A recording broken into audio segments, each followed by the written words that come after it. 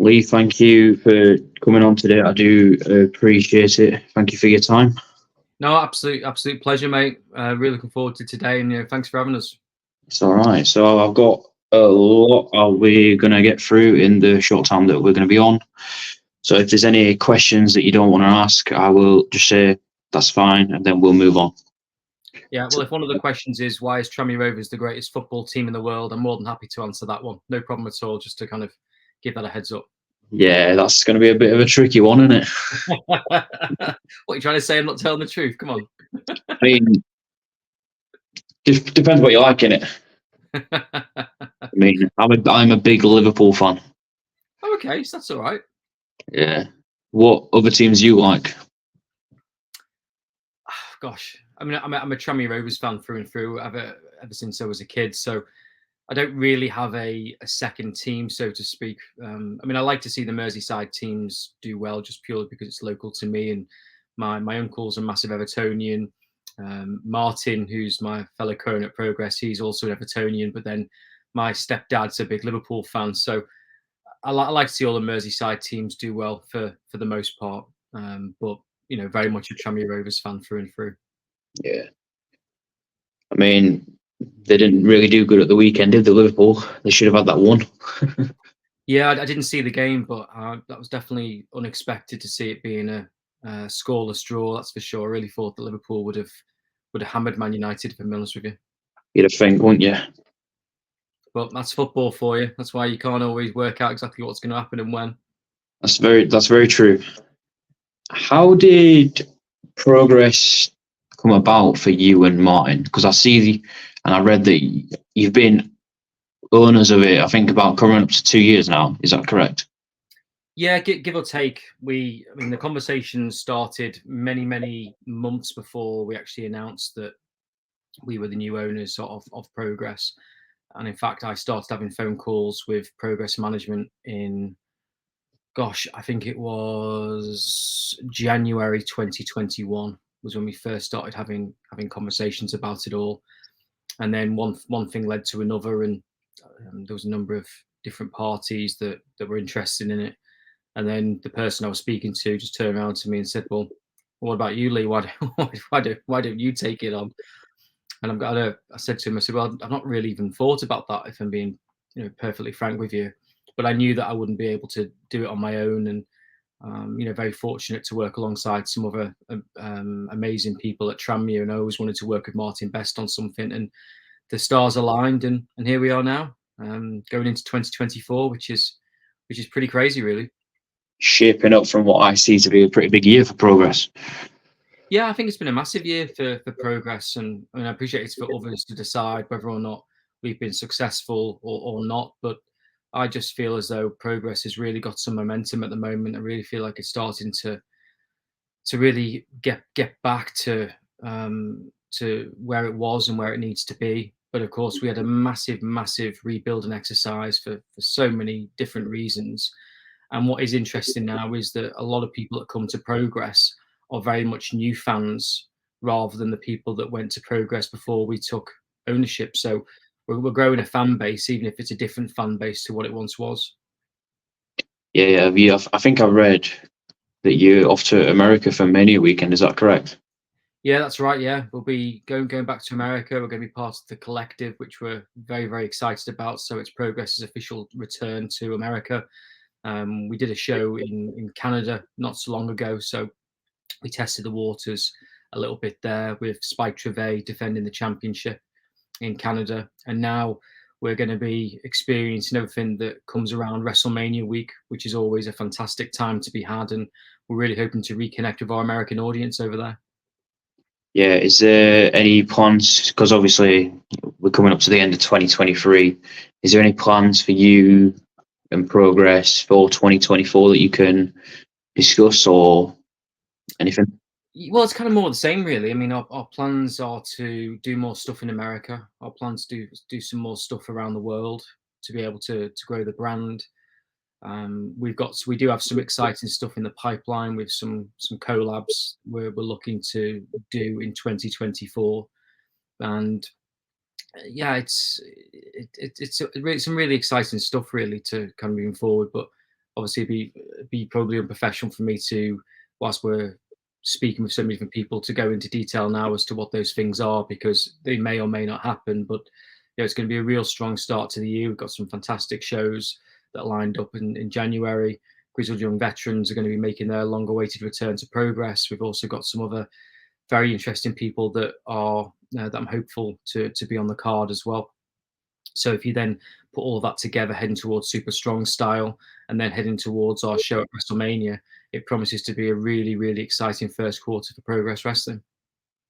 That is, I mean, Grizzled Young Veterans, I would say, is one of the best tag teams in the world, and I don't feel like they got their fair share and kick in WWE. I mean, it'd be wrong for me to comment on their WWE run. At the end of the day, they've made a decision that they feel is right for them, and they're now maximising it by trying to showcase exactly, dare I say it, probably the character work that they probably wanted to show in NXT. But you can see the amount of respect they've got around the world. I mean, I saw Giselle Shaw talking about them very fondly, and I went to see them at OTT, and I've heard nothing but great things about them externally. But of course, Progress is where they really kind of cut their teeth, dare I say it. And it's going to be a real fun time to see them come back and see how the crowd reacts to them. Because let's be frank about it, GYV have never been good guys, but how will they be seen in terms of their return to Progress Wrestling? Yeah, that's true, because they've not really been seen as good guys like you've just mentioned. So it'll be very, when they do come out, I reckon they will get that crowd, like welcome home pop, which that will be quite amazing. Yeah, no, totally. So you mentioned a minute ago Super Strong Style 16. Normally you have a few internationals come through. Yeah. Is there anyone that you have in mind that you want to bring over for that? Well, we've already announced Casey Navarro, who's the current Warrior Wrestling champion. Casey was on It's Clobbering Time over the All-In weekend, and Casey is an unbelievable talent, like absolutely incredible. We've got Brian Keefe, who's recently been on AEW. We'll get up against Orange Cassidy for his championship. So he's going to be part of Super Strong Style 16. And you never know who's going to be around the corner, but I'm already really, really excited. And I can't believe we're even talking about Super Strong Style 16 already, having seen Kid Lycos come from being quite the underdog to actually achieving his dream of winning Super Strong Style 16. Unfortunately, he's fallen short of becoming Progress champion against Spike Trivet, but who knows what might happen in the future. Yeah, Spike Trivet is on a long run at the moment as the Progress champion, isn't he? Like 450 plus days, if I think I'm correct. Yeah, his reign of terror in terms of picking the bones out of everything as the vulture that he is very much in full flight. And it was a real crazy match, I must say, seeing Spike versus Lycos at the last show. And of course, Ethan, who he then revealed himself to be, losing that mask and his identity. Spike Trivet is very much now about not just kind of trying to beat you down and almost take your character away, but he's almost a theft of identity. If you think of what happened with Cara Noir, if you think of what's happened with Kid Lycos, he very much seems to be stealing identities. I guess the question next is what is next for Spike Trivet and what is next for Kid Lycos? Yeah, I mean, it's going to be an interesting 2024 for the Progress champ. Very much so, but there's plenty of people gunning for him, that's for sure. Who could you see as being the breakout for 2024 for Progress? Oh, gosh, that's such a difficult question to say. There's so many fantastic people that are coming through Progress at the moment, and there's going to be some new people that are going to be debuting soon. It's so difficult to say, and I'd probably get into a lot of trouble, Jordan, if I actually went into that kind of level of detail, because if I said one particular person, they would then say, well, Lee, what about me? What about, and it's really, really difficult. But at the end of the day, everybody who's on Progress is there on merit. It's then for those guys and girls to then take the opportunity forward and to maximize it to the point that they are the next, kind of go-to person. But, you look at the people, that were basically on Progress So, for example, you look at, say, a Leon Slater, who 17, debuted at everything patterned at the Dome, and it was just seeing him. I mean, literally, the boy's an alien. I mean, he's just not out of this world. He's in a different planet in terms of how good he is in the ring, and he's made the most of his opportunities, not just to Progress but also elsewhere. And to see him being signed by TNA and being the next generation of TNA wrestlers, it kind of shows you that if you've got that opportunity and you make the most of it, then you never know what's going to happen next. Of course, on a selfish level, I want people to stay with us, but I'm also very aware of the fact that there's other companies around the world globally that will also be interested in the talent that we use. It's one of them, though, they'll never forget their roots, like where they come from and who gave them that chance and that canvas to make their art, who is now, like you just mentioned, a very young kid. Like, I think he's younger than me, and I'm quite young myself. Yeah. He just what he does in the ring is unbelievable for his age, and you shouldn't expect that from an 18, 19-year-old. And like you just said, he's the next generation of TNA wrestlers. It's going to be a good future for him, pretty much, because he could go against Chris Sabin, Alex Shelley, Kazarian, Leo Rush, just a lot of X Division style, which fits his style. So it's just going to be a very interesting year for him in Impact. And also you've got, is it Haley Hudson? She's signed as well. She won the Harley Hudson, yeah. Harley Hudson, sorry. That's right. Yeah. I mean, Harley's a fantastic talent. Somebody that I've seen a lot of. Hasn't made a Progress debut as of yet, but again, never say never in the future. She's part of the tag team Scouse and Proud, who are the TNT Women's Tag Team Champions up at TNT Extreme Wrestling in Liverpool. She's doing some fantastic things, and it's wonderful the fact that companies such as TNA are looking at British talent as the way forward in terms of not just their men's division but their women's division as well. I think British wrestling doesn't get as much credit as what it should do. As in, like, yeah, it just doesn't get as much credit as it does. I mean, you've got like the British wrestlers, like you've got Will Ospreay, who probably won, if not the best British wrestler going today. But then you've got others like Lizzie Evo, you've got Spike Trevor, I mean Zack Sabre Jr., Kid Lycos, you've got Grizzled Young Veterans, you've got like just the names endless. And if you look where they all are going or have been, and it's only just going to get better for the UK scene, I think.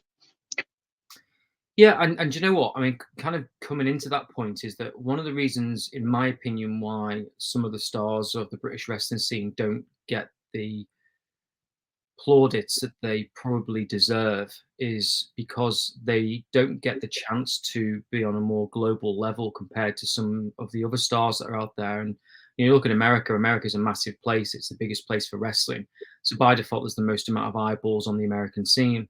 What I'm hoping to achieve with Progress, starting with us going to WrestleMania as part of the collective, is we're going to be offering talent the opportunity to not just be on the Progress shows, but because of the visa setup that we're putting together, is that they'll also be able to be given that opportunity to work in different promotions under the Progress banner stateside, which means that people are going to then have more eyeballs on the British professional wrestling scene, which I think can only be a good thing for everybody.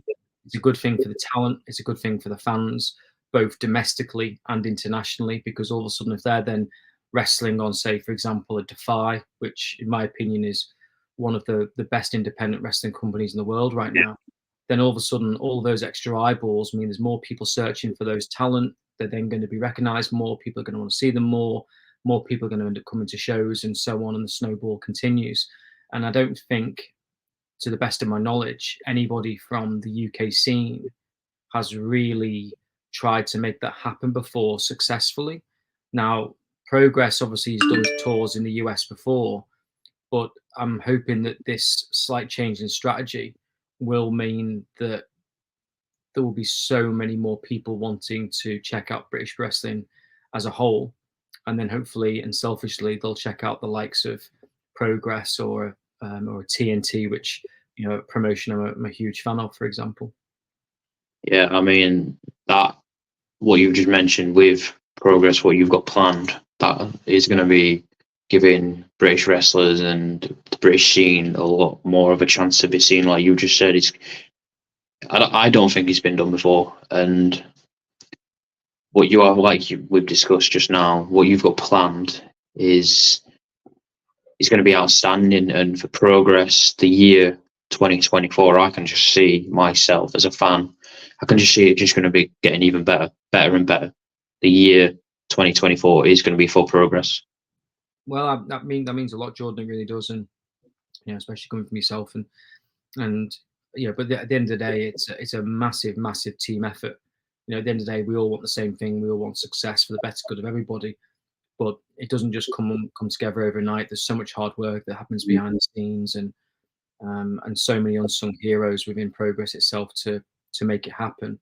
But the passion is there, the drive, the determination is there, and I do think there's no doubt it's a new Progress. Absolutely no doubt about it. But I do think that in terms of the storytelling that we're doing, the matches that we're putting together, and the level of the treatment that we're putting onto the likes of our video packages, and when people come into, for example, the Electric Ballroom, I do feel as though we've really kind of taken it in a new direction. But I can see that we have made some big steps. So for example, the traffic levels that the Progress Wrestling website has had is higher than any point in the entire history of the company.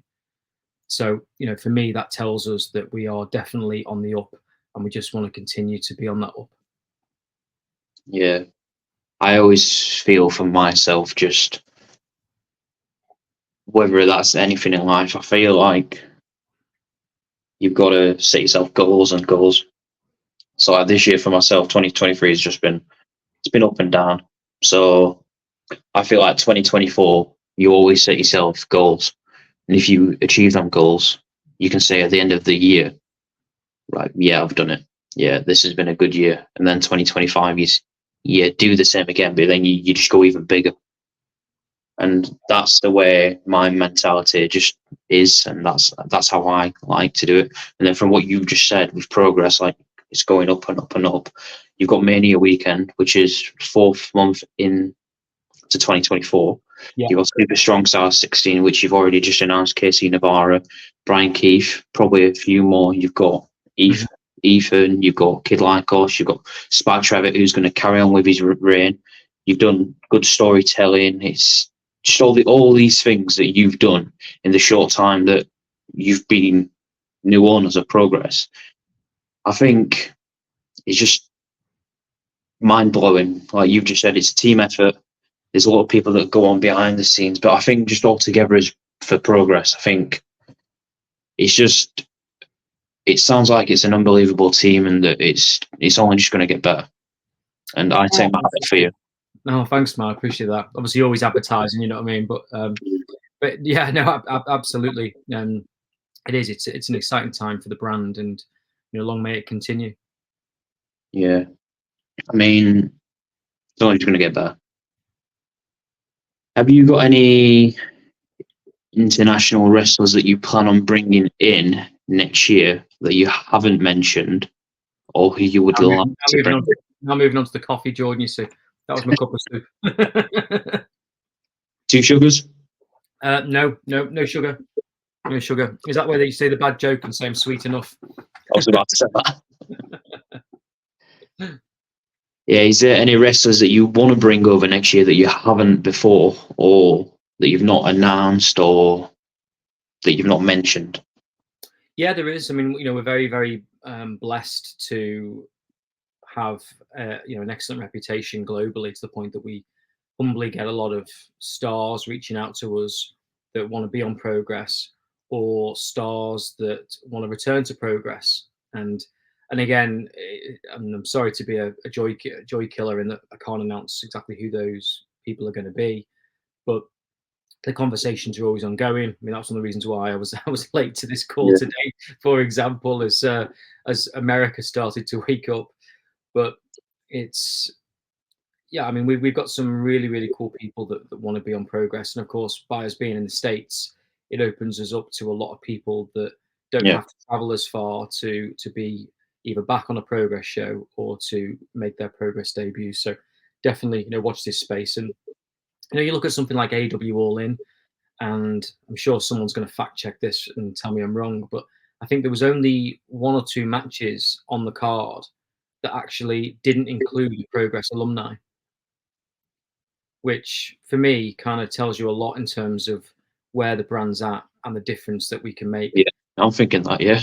And of course, there's other promotions out there that have contributed. Of course, there is, and I have to say, when Will Ospreay on his gear wrote down all the promotions that meant something to him on his, I think it was on his belt, I think. That was really cool, man. Really, really cool to actually show gratitude to where you've come from to where you are now, and obviously Will's going to be embarking on his full-time journey with AEW in 2024, and we obviously, from a Progress perspective, wish him nothing but luck. But it's great to see that somebody like that is then wanted by every single promotion, worldwide, and he's a British talent that spent a lot of his earlier time in the likes of Progress. I think Will Ospreay is one, if not the hardest workers in the world at the moment. As in, I mean, just look who he's had bouts with this year: Okada, Kenny, Marufuji, Jericho. I mean, don't forget Tate Mayfair's Jordan. Day one style. Him and Tate had an absolute banger, I must say. And what I will say about that match is that if anybody didn't think that Tate Mayfair's could go and hang with the best, then I really, really would say to people, check out day one of Super Strong Style when Tate Mayfair's and Will Ospreay headlined day one. Absolutely fantastic match. It was brilliant. And Will does a speech afterwards, which was just, I mean, to put into perspective, it was a complete not a standing ovation for the talk and the speech he gave afterwards, and it was it is, there's no doubt he's achieved unbelievable success, and we're so proud to kind of played an unbelievably small part of that, in terms of what we've done now, and we wish him nothing but the best, and I think you're just going to see an even bigger and better Will Ospreay in years to come.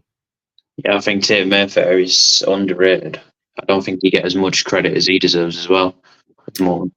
Well, he's going to be wrestling Simon Miller on Unboxing on the 30th of December, which is going to be brutal in a street fight. Normally for Unboxing, you don't announce the card, but let's be frank about it. At Christmas, everyone likes to open one present early. So we decided to make a slight different tradition by announcing one match, which is going to be Simon versus Tate. Those boys legit hate each other. I mean, even to the point that behind the scenes, it does get a little bit awkward between them. And of course, for the most of the time, Simon has purely been the host of Progress, hasn't been an in-ring talent. Of course, that then changed at Unboxing last year when Simon Miller took off his elf outfit and realized he was wearing his wrestling gear, and off he went. But this has been a big storyline that's been built up through legitimate hate between the pair of them, because I think Tate feels as though he should be getting bigger and better opportunities that he feels as though Simon is getting purely because of his YouTube status. So it's going to be really interesting to see what happens in Unboxing between the pair of them. It's going to be a good one to watch.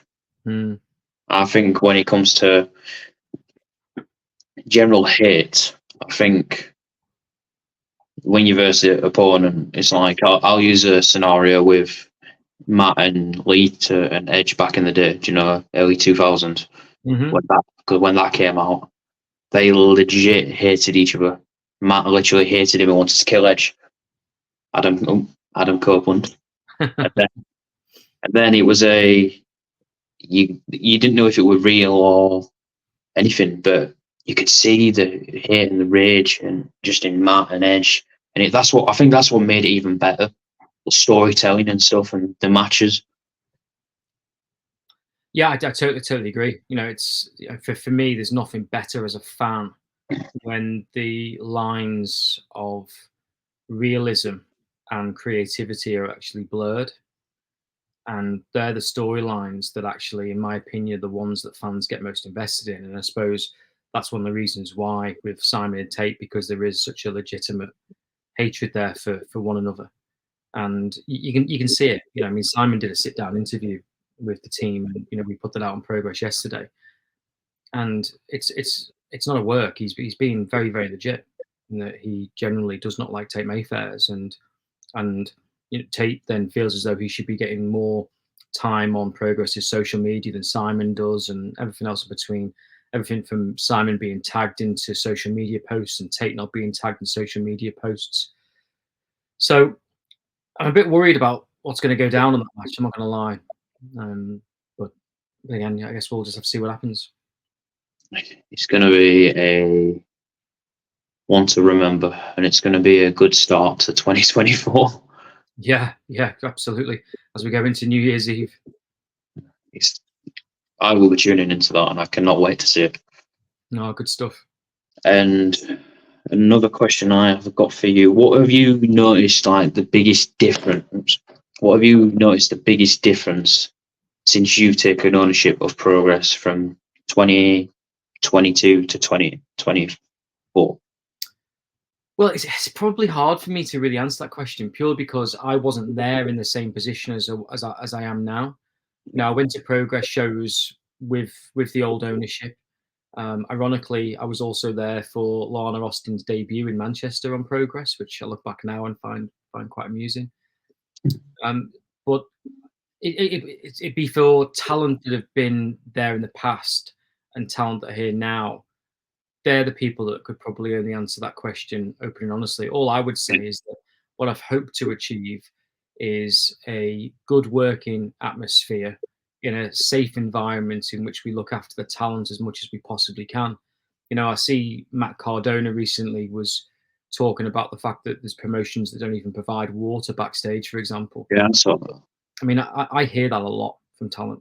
I hear it from a lot, and it absolutely just perplexes me, the fact that promoters and promotions aren't willing to actually put things like that aside for the talent. I really don't understand it, and I really don't get it, and I really don't think it's cool. And I've heard it from some pretty big promotions that have that don't do that either. Which, when you then see someone like a Matt Cardona, who what he's achieved on the independent scene is just absolutely remarkable. For me, I can't tell a fan what they like, what they don't like. That's their decision, that's their opinion to make, and they will judge by tuning in onto Demand Progress Plus, or they'll decide by purchasing a ticket. But the one thing I can control is the welfare of the talent and the things that we put in place. So, for example, we have like a physiotherapist at every show that people don't see. They literally look after the talent to try and sort out any niggling injuries or anything that they've got. Again, all in confidence. And Mad Dog and I tend to be the ones that go out and get all the Rice Krispie bars, which seem to be a massive fan, or energy drinks or water or whatever for the talent backstage. And they're the things that I would. Again, I can't comment if the previous regime did that or not, but they're the things that I would say I'm most proud of, and also just the way we go about things. My gut tells me is that we have put a new level of professionalism into how we do things, and the only reason why I say that is because people, like there was one person. So for example, going back to chapter 127, the word was progress. I remember Axel Tisha coming to me saying, "Bloody hell, this is like there's more stuff here than I dealt with at WWE," and that for me, I took as a massive compliment, because it meant that we were doing things in the right way. And don't be wrong, we're not going to always get everything right. Of course, we're not. We're human at the end of the day, but everything that we are doing is very much with the best intentions to ensure the welfare of the talent and the fans, and that's what will always come first with us. I mean, from what you've mentioned and everything, the fact that wrestling companies and promotions don't even give out the plain and simplest thing as water to provide for their wrestlers. That some wrestlers travel. I mean, so for example, we'll use Lizzie Evo, for example, based out of Liverpool, and other wrestlers might be based out in Manchester, but they come and make their own time. I know they come to work for the promotion, but they make their own time and their own way there to come to the show and compete. And when there's something just so simple as there's no water for the performers, it just questions how professional companies actually are. Well, that's it, and that's where I do find it quite difficult, and I feel really sorry for the talent in that there are people out there that aren't providing such things, or I just don't get it. I really don't understand it, to be honest with you. I mean, if I was going to do it, like promotion, or if I had my own stuff that I would obviously have, would be water, a few snacks, depends what they want. Yeah. Do you know, for any, because you pretty much, you're burning calories, and you get exhausted after. So whether that's an energy drink, water, a Monster, I don't know, do you know, just a few little snacks. Yeah, totally. And I would even, depending on where the building is or anything, like a little buffet or something. Yeah, I mean, it varies in terms of where the building is and stuff like that. But what I would say, the very bare minimum, get water for the talent. Yeah, that is needed. I mean, because you know what I do, and I always got told, hydrate or die. You know, as in the slogan. Absolutely, and and generally massive shout out, mate, to what you do. Not everyone could do that. Thank you very much for your service. It's greatly appreciated, mate. I do appreciate that, mate. Thank you very much. It's just very hard when you're trying to do this, because this is what I'm doing with you, speaking now, and obviously I've spoken to a few others. It's like 2 nights ago I was on, with Doug Basham from WWE. I was on with him. So this is like a new little thing that I'm starting to do, and hopefully in 2024 try and get it up and take off. Yeah. So with you coming on and helping me, I really do appreciate it. No, my pleasure, mate. My pleasure. And again, if it's anything we can do in the future, mate, or help with, or whatever it may be, just do let us know. I do appreciate that. Thank you very much, Lee. So I see you do Camp New York. Camp New York, is that correct? Yeah, but yeah. So Camp New York is a new project of ours. Something I'm unbelievably passionate about. So it came about because I created a brand called AmeriCamp back in 2010, sold it in June 2021, but I love brands that make a difference, and the summer camp industry in the States, it makes such a difference to not only the kids' lives but the lives of the people that actually go and do the program. And what happened was that so many people were saying to me, Lee, I want to be working at a camp in New York. New York is where I want to be.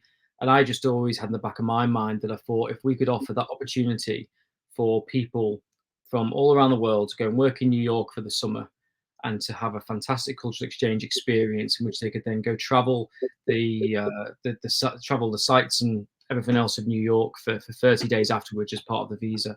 I thought, what a wonderful opportunity this could be to young people. So one thing led to another. We launched it on the 30th of August. And yeah, it's been, to say it's keeping me busy would be an understatement, but really, really, really excited about where it's going. And so if anyone's between the ages of 18 to 28, 29, it's not us dictating the age, it's just the way the visa kind of works as part of the cultural exchange process. So if you fancy a job in the States where you're working at a summer camp in and around the New York area, or no more than probably about 3 hours away from Manhattan, then literally just check out campnewyork.org, or just drop me a personal DM, and happy to give all the information. Plus, you earn a salary of $2,000 plus for the summer. All your accommodations covered, all your boards covered, food, etc. So is that for free? Is that how many months is that for? Is that for? So it's for 9 weeks. It's from June 15th to August 15th, roughly, give or take. So it's very much a summer program. Oh, right. Okay. That's really good. I mean, I've got family, so I'll speak to them about it, and I've got young ones, see if they're interested. Fantastic, mate. That'd be great. Yeah, so just trying to spread the word and let people know about Camp New York. Friend of a friend. Absolutely. That's the best form of marketing. I think these days, right? I think it's not what you know, I think it's who you know. you know, with some things? Yeah, I mean, that obviously definitely helps. Albeit, I'd argue that you do need to have a decent level of Yeah, foundation of certain things that you're doing or talking about. But of course, it definitely helps if you know people that can open doors. But what I would say is that not everybody can open the same doors. So for me, if it's a more of a level playing field by what you're learning, then more for it, really. yeah. And there's a lot of opportunities out in the world, and we just need to, whether it's through you or through someone else or through me or through, do you know what I mean? The world, there's something that I get told. I get told the world's your oyster. It's what you make it, Yeah, yeah, and that's really what I live off. The world's your oyster. Go out and grab it. If you want something, don't say you want it. Go and get it. Go and do it. If you fail, get back up. 100%. I mean, I failed at many things, but it's more about what you learn from that failure and to ensure you don't make the same mistake twice. Learn from history. Don't make the same mistakes of what's happened in the past, and move forward. So yeah, I'm very much all about that. Yeah. I mean, well, you just look at you, very successful man. Well, I don't know about that, but Can do very your progress plus more. I mean, thanks, man. I appreciate that a lot. Thank you. yeah. I mean, just inspiration for so many. Oh God, you're gonna make me blush now, mate. Yeah. Jen, I mean, what I do, I mean, it's something to be proud of. But obviously, I'm trying to, like I said, I've mentioned to you, venture off to this and then see what and who I speak to and then see where things lead to. I feel like we've all got to start somewhere. Absolutely. It's no different to if you want to win the lottery, that's fine. But if you don't buy a ticket, then you've got no chance whatsoever. You've got to put yourself in the shop window. You've got to network. You got to speak to people, and from there, you don't know what's going to happen. That's very true. So I'll get back to two more questions, and then we'll wrap it up with three questions. Two questions about progress, and then one final question, and then we'll wrap it up. Sounds good, man. So sorry, is there anything you can tell me about your plans that you haven't announced for progress for 2024? Is there anything that you can say? Gosh, anything I can say? Yeah, I don't want to tempt fate. I don't want to tempt fate, but we're hoping for an unbelievable main event in January that may or may not include Leon Slater. Oh, there you go. So that's one thing I'll throw out there. Is it one-on-one? It is one-on-one. Yeah. Okay. Well, that's as much as you're going to get out of me, Jordan. All right. That's good enough for me, mate. That's good enough for me. Another question is, if you could, so if we were talking a year forward, like to the end of 2024 now, what would you say to yourself? As in, so if you could speak to yourself in 2024, this time now, what would you say to yourself, and what's the year that you would hope to have planned? What if that's the right way of saying it? So what am I hoping to achieve in 2024? And if I'm looking back on 2024, how would I grade myself out of 10 if I've achieved certain? Yeah, that's what I'm trying to say. I do apologise. That's all right. All good. So what will I hope to achieve? I hope to achieve that Progress has done a number of shows globally. That'd be number one. I'd sincerely hope that we're already looking at when the next Progress show is going to be at WrestleMania 41, which will it be in Minnesota? Will it be in Las Vegas? Who knows?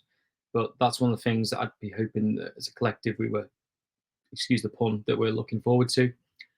That everybody that's wrestled on Progress is inverted commas safe, so no injuries have happened. I'd sincerely hope that Camp New York, we've sent a whole host of people that have gone and had a wonderful time. So we continue to spread the news, spread the word about Camp New York to the point where it'll be an even bigger summer for what would be 2025.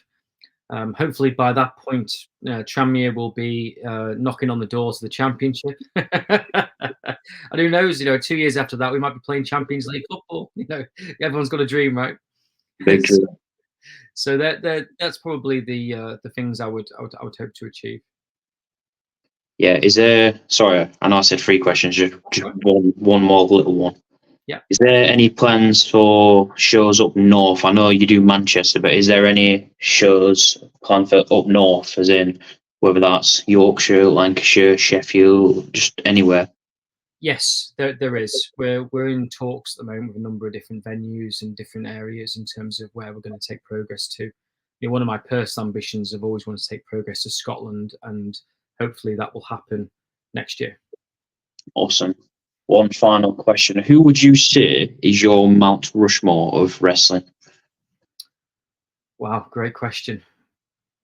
And do you know what's really difficult about this question is because you've got to define what is wrestling, Yeah, what then constitutes everything as wrestling. Because what my personal taste is probably not necessarily what has achieved the most amount of success. Because if you look at the people that globally have achieved the most amount of success in wrestling, Hulk Hogan has to be on there, Stone Cold Steve Austin has to be on there, The Rock has to be on there, and then for me it's a bit of a toss-up in terms of who you put on there. But if I was to answer that question on a personal level, I think I would probably say, I think anybody saying that Hogan isn't on the Mount Rushmore, whether they like him or not, I think they're kidding themselves, because what he was just a absolute machine back in the 80s, early 90s, and then what he did for the NWO. So I think Hogan has to be on there as number one. I think Ric Flair has to be on there purely because of the longevity in terms of what he's done. I would say Austin would be my number three, because he, in a time where it really looked like Turner and WCW were gonna turn the screw, he very much kind of just took something from nothing to the point that he was the ringmaster with the $1 million championships, to being the most over person, in my opinion, in the entire history of professional wrestling. And the fourth, this is where it becomes a bit of a contentious point for me on the fourth one, because I would probably include Vince McMahon as number four, purely because of what he's done off screen. But on the basis that might be a bit of a, well, he's not quite a wrestler, he's not quite a talent, I would probably go on a more personal opinion, and throw in Bret the Hitman Hart. So I would go Hogan, Austin, Flair, and Bret Hart, and that would be my Mount Rushmore. that is a very, very good Mount Rushmore. Not gonna lie. Well, if you look now in terms of, for example, CM Punk coming out wearing a Bret Hart hoodie, and you look at the effect I mean, the talent look back and go, wow, they were just a different level. You probably didn't appreciate them as much as you can do in retrospect. I think that's where Bret Hart probably comes into the picture, probably more so now than ever. And one of my proudest achievements in wrestling was very much being able to interview Bret live on stage for Fight TV at the For Love of Wrestling show, which was, I mean, we had thousands in attendance, God knows how many people watching on Fight TV, and to be there in the ring and to share such a moment with him was unbelievably special, because I legitimately was that little kid wearing those glasses, wanting those glasses, should I say? Albeit I could never afford to be in ringside, so I was very much in the bleachers and stuff. But yeah, it was a very, very special moment. So that'd be my top four. Yeah, I do.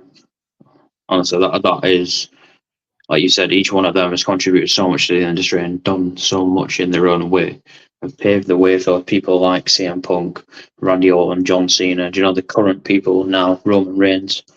Yeah. And it's truly remarkable on what each one of them has done in each different era. Because you've got Hogan for the 80s, then in the 90s, early 2000s. It's just good what every single one of them's done, and that is probably one of the best Mount Rushmores I've probably heard. No, I appreciate that, mate. That means a lot. I mean, there's so many other people that obviously come into the equation. The Rock, in terms of what he's done globally and to bring extra eyeballs onto wrestling, and also I think has had a massive effect in terms of how WWE is seen by TV execs as well. I think, but for me, if I'm looking at purely as just my kind of my Mount Rushmore, that would be the four I'd go for. Yeah, I mean, unreal. So we'll wrap it up now. So I'm gonna say a big thank you, Lee. All the best for 2024. I'm sure I'll speak to you at some point. Have a good Christmas, and yeah.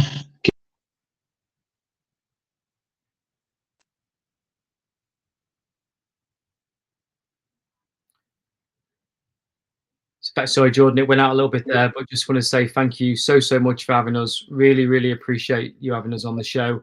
Again, massive thank you to what you're doing in the armed services, and if we can do it in the future, really, just let us know. And I hope that, and sincerely hope that everyone will check out progresswrestling.com for all the different things that we're doing, and also campnewyork.org if you fancy an opportunity working in the States next summer. Thanks very much. Thank you very much, Lee. I do appreciate everything you've done. Thank you for your time today. Cool. Take Thanks, care. Merry Christmas. Merry Christmas. Take care, mate. Cheers, mate. Bye.